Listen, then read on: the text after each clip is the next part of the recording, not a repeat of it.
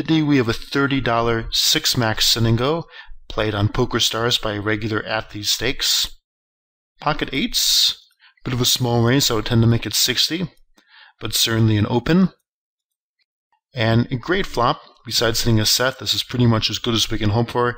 I would just go ahead and bet about 90. And we get a call, and spots like this come heavily down to our opponent.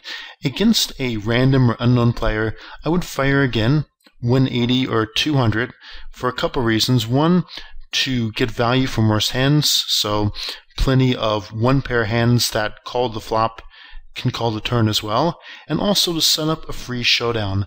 So generally when he check calls the turn, he'll check the river to us, and if we don't improve our hand, we're just about always going to be checking back.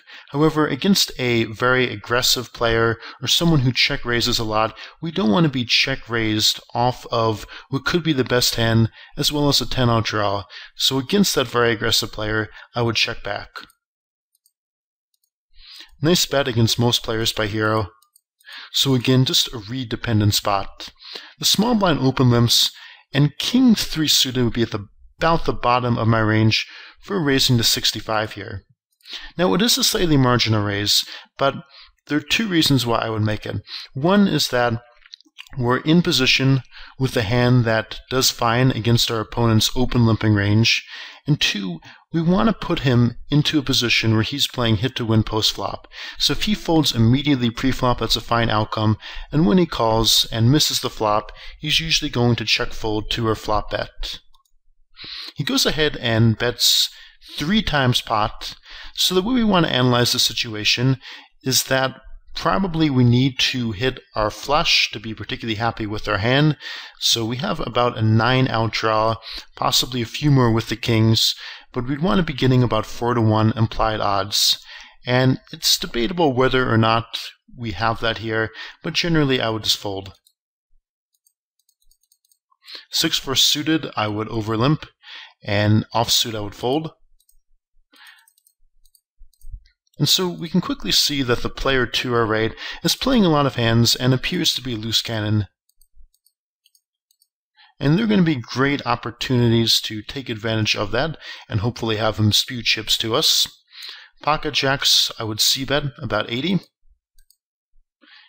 And the reason we're going to continuation bet is largely to make the hand easier to play. We do want to charge flush draws. He can definitely call with other worse hands, including 9x.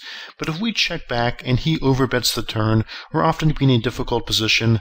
So we define our hand better and make things easier to play just by taking the standard line and making a c-bet at that flop. 6-king offsuit, I'd fold on the button. Same player coming in with a lot of limps, a lot of overbets, and if we just stay patient and look for good spots, we should see some great opportunities to exploit him. 4 X's, and we fold our 10-7 offsuit in the big blind. Ace-3 suited, we can open raise in the cutoff, and now I would fold rather than calling a min raise and a call with our low-suited ace. Interesting spot here with the pocket 9. We're a little bit deep here to shove.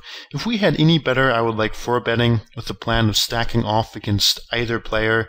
With the 9s, I probably would just fold, given that we have to expose the rest of our stack to this player, since we're certainly not going to fold against him.